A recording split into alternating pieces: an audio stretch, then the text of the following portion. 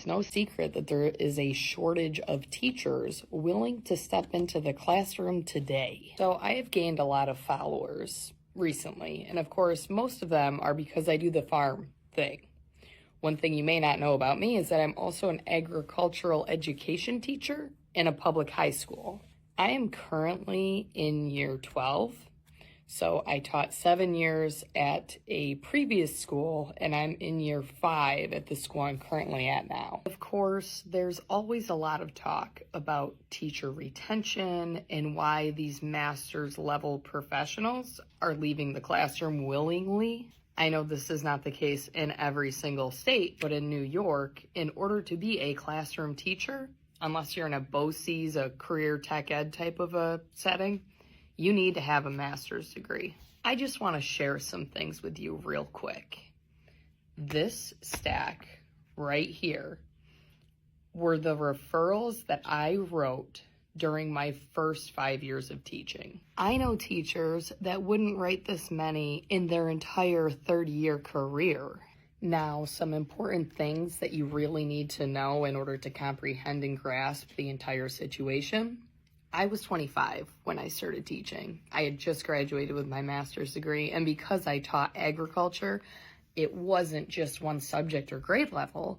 I was given a whole bunch of different classes, but was hired to teach welding specifically. That was the main target. Now, obviously, as a 25-year-old female assigned to teach specifically a male-dominated career class with a lot of hazardous things, I didn't really have phenomenal classroom management, which is where you would have thought that administrator support would have come in, right? This stack of papers is every struggle that I had that the administration wouldn't help me with, or at least didn't help me with it until it became an issue for them. I will tell you, my first year, I wrote 29 kids up.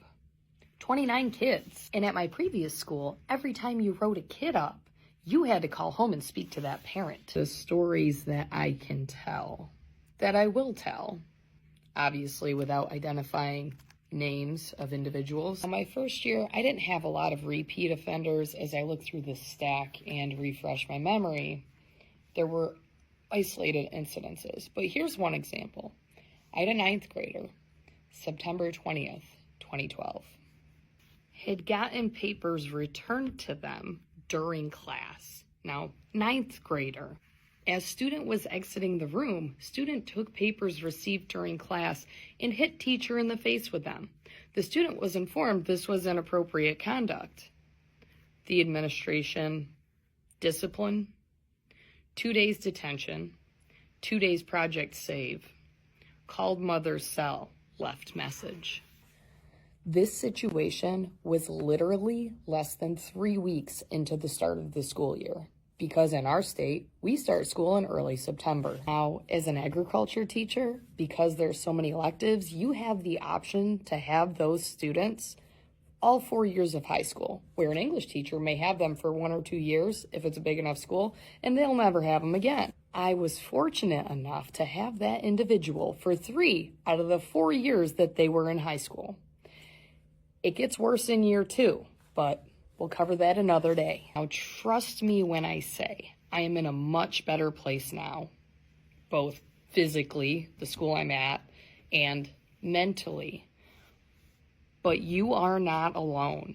If you are struggling with classroom management issues like this, you are not alone. And if the administrators had done a better job supporting me, I may not be where I am right now. So this is what made me who I am. But I'm also to a point where I can freely talk about it now. And the stories, unbelievable. So as part of my mental healing, I will make an entire series about this, and hopefully people benefit along the way.